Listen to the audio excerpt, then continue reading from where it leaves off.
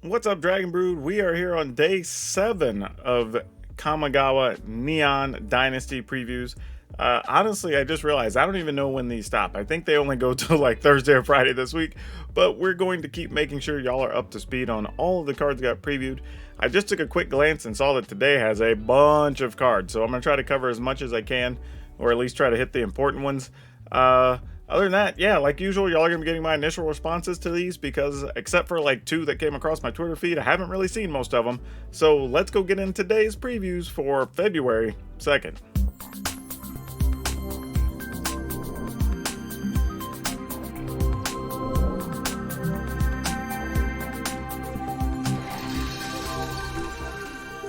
Alright, starting off with this one, we do have to use a translation here, so it's Kura, K-U-R-A, the Boundless Sky, 3 green. It is a legendary creature, spirit dragon, flying with Death Touch, very interesting.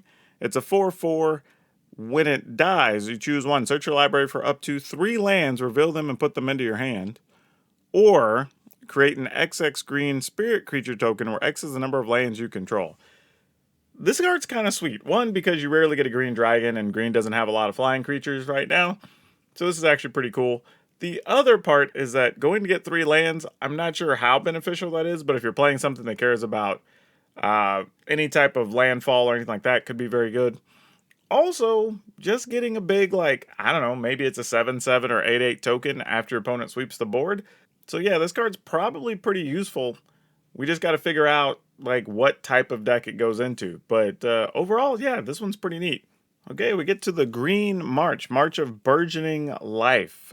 As an additional cost to cast a spell, you can discard any number of green cards from your hand. It costs 2 life for each one. Choose target creature with mana value X or less. And this spell is X and a green, instant. Search your library for a creature card with the same name as that creature. Put it onto the battlefield tapped, then shuffle. Oh, so that's kind of cool. So you choose a creature with mana value X, and then search your library for a creature with the same name. So that's kind of neat. If you just have a big body, you just go get the other big body. Like, that's kind of cool. Or if you have something that has an enter the battlefield ability that you want, that could be pretty cool. Not sure what deck wants this just yet. However, I see this potentially being a piece to like the enchantment-based decks, because you can go get some of those creatures that have some cool enter the battlefield triggers, or maybe even trigger multiple things. And I think that could be a pretty powerful use. But in older formats, this could also be really good as just like, you know, guaranteeing you get another body early, especially if you have stuff with haste or whatever. That could be useful as well. So this could end up being a fairly versatile card. All right, translation on this one. Reinforced Ronin, 1 red, artifact creature, human samurai. It has haste. It's a 2/2. At the beginning of your end step, return it to your hand. It has channel, pay a red and a colorless, discard it to draw a card. I don't know how I feel about this one. Like, it's kind of cool to just have a recurring 2 damage. It's also not at risk because it comes back to your hand at the end of turn. You do get to draw a card with it if nothing else. So maybe? I mean, there are some mono red aggro decks that may want something like this, but I'm not certain. Anytime we've had cards that return to your hand, except for way back in the day, they really haven't been great. So I'm a little hesitant to give this one any type of thumbs up, especially since we have other quality things we could be playing at 1 and 2 mana as well. So I'm going to say maybe there's a home for this. If there's something that has like ETB abilities, or when an artifact comes into play, like then you'd really want this type of card. But I think in an actual just aggressive strategy, this may not be the creature we're looking for. All right, we have Blade of the Oni, a colorless and a black for an artifact creature in equipment demon. So it's 2 for a 3/1 with menace. And equipped creature has base power and toughness of 5/5, has menace, and is a black demon in addition to its other colors. You pay 2 black to reconfigure. All right, so this is interesting. I think this is the first reconfigure cost we've seen with double colored mana in it, so it makes you dedicate more to black. But this is also neat in the sense that it's a 3/1 for 2, which is actually pretty reasonable, that has menace. But then you can turn something else into a 5/5 with menace, and then turn it back into a creature if necessary. So I think this is going to see quite a lot of play, because if you think about it, and even in a mono black aggro deck type thing, you'd be able to play this early as a 3/1, but then let's say your opponent got their big 3/3 4/4 out, and you can't really punch past it anymore. You're like, all right, well, I'm going to turn one of these other duders into a 5/5 and then go after. So that could be pretty cool too. So yeah, this is a pretty sweet card, honestly. I mean, it is. Oh, it's not even legendary. It's Blade of the Oni, but not legendary. So yeah, you could play a full set of these if you wanted to. So yeah, I'm into it. All right, so we've got a Mardu, red, white, black, Isshin, two heavens as one. Legendary creature, human samurai, 3/4. If a creature attacking causes a triggered ability of a permanent you control to trigger, that ability triggers an additional time. Now, this is the type of card you're looking for. We're talking about those attack with one thing, get all these triggers, samurai decks. This is probably what we're looking for. 3 mana, 3/4, very good. Admittedly, it's 3 different colors, but we do have enough lands to make that happen. Makes your stuff trigger multiple times. Fantastic. Honestly, this card, if this deck is a real thing, this card will be very good. All right, we got a translation here. It's Shigeki Jukai Visionary. Legendary enchantment creature, snake druid. So this is checking a lot of boxes. A legendary, an enchantment, and a snake druid. Pay a green and 1, tap, return Shigeki to its owner's hand, reveal the top 4 cards of your library. You may put a land among them onto the battlefield tapped, put the rest into your graveyard. Channel is XX green, discard this card, return X target non-legendary cards from your graveyard to your hand. Oh man, there's a lot to digest about this card. It's a 2 mana 1/3. Not great, not bad. It is a enchantment creature, so it can be used with a lot of things. It gets you a land, and not only that, it puts the land onto the battlefield, which I think is the biggest thing. And you don't necessarily have to use this as a sorcery. So you could block, pay your green and white, tap it, return this card, look at your top 4. If there's a land, you put the land into play. And then, interestingly, in the next turn, you have the ability to just return stuff to your hand by discarding Shigeki, which is kind of cool. I don't know how often I would use that part, but as a late game card, this is actually pretty sweet. Because say you got a bunch of stuff killed, there's been a couple of board sweepers, maybe some things got countered, and you're like, okay, cool. I'm going to go ahead and pay, I don't know, it's XX, so maybe you pay 8, get 3 things back, and then you get your opportunity to cast those next turn. So I'm kind of into it. And again, channel is one of those things that really can't be countered, so that gives you the benefit of reloading. So it's funny, this card is kind of okay on the upper ability, but the channel ability might be good to include into a couple decks that are in that mid-rangey space that might be trying to go long. All right, this one's Boon of Boseiju. 1 colorless and a green instant. Target creature gains +X until end of turn, where X is the greatest mana value among permanents you control, and you untap it. I could possibly just end up losing to this card a couple times. Like, just being real. Like, this is one of those things that for 2 mana, you could potentially be taking another 4 or 5 off this. Like, that's pretty strong. And the creature's untapped. So, or they could just pump and then untap and then have a good combat trick. So, yeah, I don't know if this is going to find a home in a lot of decks, but if somebody wanted to do some hyper aggro shenanigans, this could help get the job done. All right, we have Shiga, Okiba Gang Leader. 1 colorless, a white, and a blue legendary creature, rat pilot. At the beginning of combat on your turn, return target vehicle card from your graveyard onto the battlefield that has haste. Return it to its owner's hand at the beginning of the next end step. And this is a 4/3. This card's good. This card, okay, first off, it's a 3 mana 4/3, which is solid, right? You're also going to be able to crew probably any vehicle with this, being a 4 power, so that's pretty sweet. Or most vehicles anyway. But if you have anything earlier in the game that has died, you just get to, or maybe died last combat or something, you get to return it to the battlefield, and it gains haste. Like, that's pretty sweet. So you can just return it, use Shiga to go ahead and crew it, attack, and then if it doesn't die, it just goes back to your hand. So then you're able to just recast it, put it into play. So if it has ETB triggers, you get that on top of it. So yeah, this is like one of the type of cards you definitely are going to want if you're playing that type of deck. Like, this could be really, really good. All right, we've got Hinata, Crown of Dawn, colorless, blue, red, white. For a legendary creature spirit, Kirin, flying, and trample, it's a 4/4. Spells you cast cost 1 less to cast for each target they have.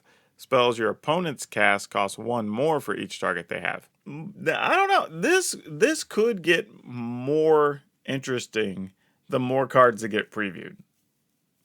But this also feels like the type of card that, depending on the format and which way it goes, which way the meta shapes out, could really determine this card's power.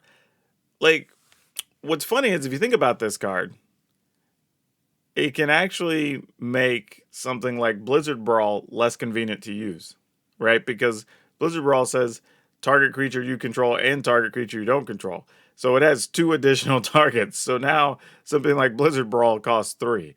So in a world where those end up staying popular, then maybe Hinata is actually really, really good. So yeah, it really is going to depend on what the metagame looks like. But this is a pretty sweet card. It's a 4 mana, 4/4 flyer. It has trample. It has really useful abilities. So yeah, I expect this card will find some level of play in the right scenarios. But even if somebody just tossed this into a deck that had the right colors, still wouldn't be the worst decision. Also, random thought, Hinata makes counter spells cheaper because they have to counter target spell. So that's something to think about. Coiling Stalker, 1 colorless and a green for a 2/1 creature snake ninja. It has ninjutsu of 1 and a green. And whenever Coiling Stalker deals combat damage to a player, put a +1/+1 counter on target creature you control that doesn't have a +1/+1 counter on it. First off, we have a Snake Ninja, which is interesting, and it's a green card, which is also interesting. Probably doesn't go into the traditional ninja decks, because those are likely to be, either black or blue-black, not so much splashing green. But this could also still be fairly helpful against or in just green aggro decks, right? Like you can just play it as a 2/1 if you need to. But, if you play something early on turn 1 and maybe it gets through turn 2, you're like, boom, play this, have a 3/2 instead. Or something else sneaks through, you attack with everything, maybe your opponent doesn't block your 1/1 or your 1/2 or whatever. You play this, get to put a +1/+1 on something else. That's the real use I see for it here. I don't know if that's even going to be good enough for it to be played in those lists, but it's at least something that crossed my mind. But yeah, it's a ninja that probably doesn't go into actual ninja decks. Nashi Moon Sage's Scion. It's a colorless black legendary creature, rat ninja, so more rats. 3/2, so that's reasonable. Ninjutsu, 3 colorless and a black. Whenever Nashi deals combat damage to a player, exile the top card of each player's library. Until the end of turn, you may play one of these cards. If you cast a spell this way, you pay life equal to its mana value rather than paying its mana cost. So this is pretty cool. One that you just sneak into play, and then you can guaranteed play it by paying the life. This is usually going to be fine, because if it's a bigger creature, you just pay the life, and then now your opponent has to deal with that to get rid of it. Or if it's a card to draw cards or something else, that's fine. Bonus, if you pay life to gain life, that could be a thing too. But this feels like a good all-around card. I could definitely see you playing multiple copies of this in the ninjutsu deck. But yeah, kind of sweet. I like what they're doing here with some of these ninjas in this set. All right, we got Reckoner Bankbuster, 2 colorless for a 4/4 artifact vehicle. The Reckoner Bankbuster, and that's such a crazy name, enters the battlefield with 3 charge counters on it. You can pay 2 and tap it to remove a charge counter and draw a card. If there are no charge counters on the Reckoner, create a treasure token and a 1/1 colorless pilot creature with this creature crews as though it has power 2 or greater. Or 2 greater than it is. So really this is just a 4/4 for 2 that you can crew up the next turn or whatever. Reasonable. Does give you the option to draw cards. Looks like it can be done as an instant, which I like. And then eventually it makes its own pilot, so you don't have to keep dedicating other creatures to it. I kind of like that. I'll tell you what I like about it, is that you can leave a counter parked on it, right? So if at some point in the future you don't have any creatures, you're like, sweet, end of your turn, I'll just make my own pilot, and then the next turn start attacking again, right? So That's an option which you're not going to have with other with other vehicles, which makes this kind of cool. So yeah, I would say this, again, if you're playing a vehicle type deck, this has to get some type of play, I'd imagine. Just a quick mention of welcome back Spell Pierce. If you like those control-y, sweepers, counterspell type decks, you can expect to see a lot of these, especially out of the sideboards. All right, and I've kind of done all of the sagas so far, so I'm just going to keep that up here. This one does need a translation, though. It's Tales of Masters Seshiro. 4 colorless and a green. Wow, this is a pricey one for a common. Chapter 1 and 2 are the same, so put a +1/+1 counter on a target creature or vehicle you control. It gains vigilance until end of turn. And then chapter 3, it comes back as Seshiro's Living Legacy. It's a Snake Warrior. That's a 5/5. Haste and vigilance. Oh, boy. I think 5 is just a lot to pay for this. I mean, you're paying 5 to get a 5/5 creature with vigilance and haste, mind you, good abilities, but really just put 2 +1/+1 counters on things. I don't know if that's necessarily worth it, especially the other big things green or green-red or whatever can do at 5 mana. I don't know if you want to be spending your mana on this particular card. All right, y'all, just a second here. Breaking news, I guess if you want to call it that. 2 more previews came through just while we were recording this, so we're going to cover these as well. Mech Hanger is a land. It taps for a colorless. You add 1 mana of any color. Spend this mana only to cast a pilot or vehicle spell. 3 colorless and tap it. Target vehicle becomes an artifact creature until end of turn. So this card also very good. So now the vehicle decks have some level of protection for sweepers and whatever, right? So now you can just have this and your actual vehicles, and then you can just attack with that. You don't necessarily even have to have a creature. So this is actually the type of card that can make those decks very good. So now you have your option of playing pilots alongside your vehicles and lands that can effectively crew your vehicles as well. So yeah, super excited about this type of card in those builds, without a doubt. Like, this is absolutely a 4 of in those. And Roaring Earth, which I think is officially for real our last preview card today. Colorless and a green enchantment.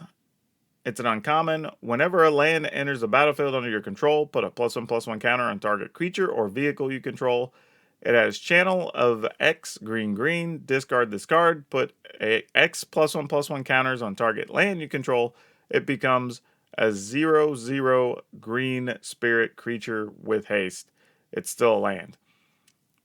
Wow. This card's better than most landfall things in Zendikar. I mean, 1, it's a cheap enchantment, so you can put it early, and every land from there out is going to grow your creatures. Like, this can go into a landfall deck. This can go into various green aggro decks.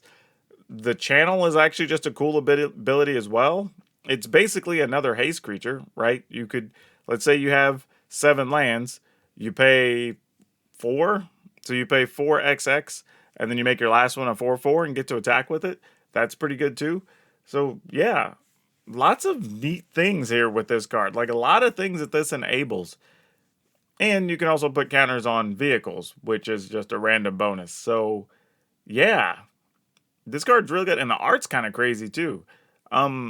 Yeah, I genuinely think this card would have been great in several landfall. Actually, this might even go into a landfall deck. I mean, the red-green landfall decks, definitely, if you get to play a land and you're getting to put +1/+1 counters on things on top of that, like, bruh. Like, there's some things you can do with this card. Like, I think when it reads kind of gimmicky, but it does have some random little uses everywhere. I'm kind of into this, for sure. And all right, y'all, that is it. That covers all of our previews for today on day 7. Like, man, this has been a really wild set so far. We keep seeing more and more cool pieces that are filling out and fleshing out some of these ideas a little bit. So I like that with these new concepts and whatever. But let me know down in the comments, was there something that excited you today, or something that made a deck you see coming better that you're excited about? Or do you just hate everything that got previewed today? I don't know, but I think that's all worth talking about. So let me know down in the comments. Don't forget, if you want to support the channel, please do so by joining here. We have memberships, and they're as little as 99 cents, and they have different levels, so check them out that with different rewards.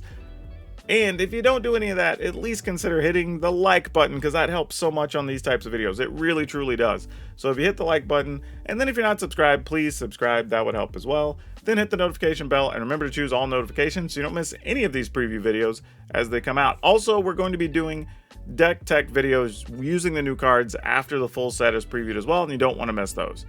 That's all I have for you for now. We'll see you next time.